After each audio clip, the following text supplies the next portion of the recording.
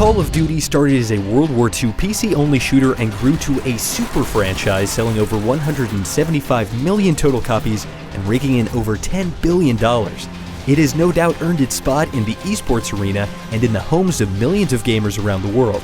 This is the evolution of Call of Duty. In October of 2003, PC gamers were introduced to the original Call of Duty.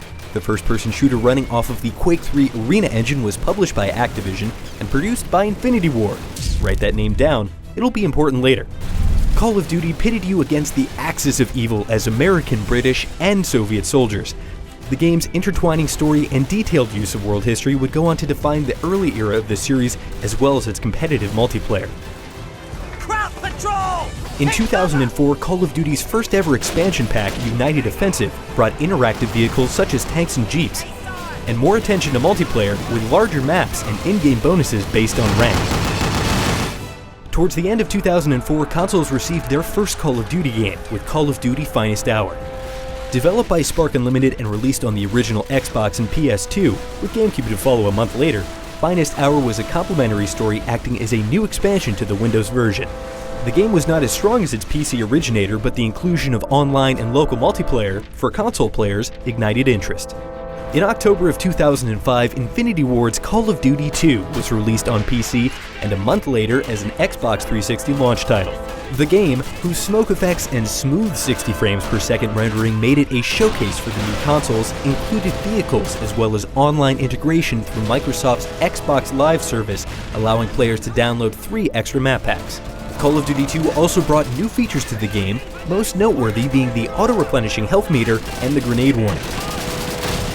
A month later, original Xbox, PS2, and GameCube received a different game, Call of Duty 2 Big Red 1. This game was developed by Call of Duty newcomer Treyarch, using their Treyarch NGL engine, and focused solely on one unit from the American infantry and their battles in the Second World War. Stay on the ball! This ain't boot camp! Complete with military channel footage and voices of most of the cast of Band of Brothers, as well as the one and only Mark Hamill. And the Big Red One, fresh from their training, waited eagerly for their call to action. A year later, in early November of '06, a new Call of Duty hit shelves.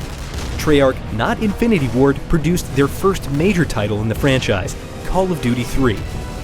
Also running on Treyarch's own NGL engine, the game released on every console available at the time, including acting as a launch title for the all-new PlayStation 3. But oddly, it did not get a PC release.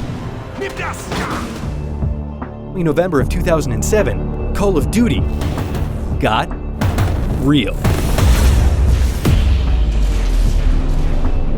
The fourth installment of the franchise, back to being developed by Infinity Ward, left World War II in the history books and went forward to the not-so-distant future with Call of Duty 4 Modern Warfare.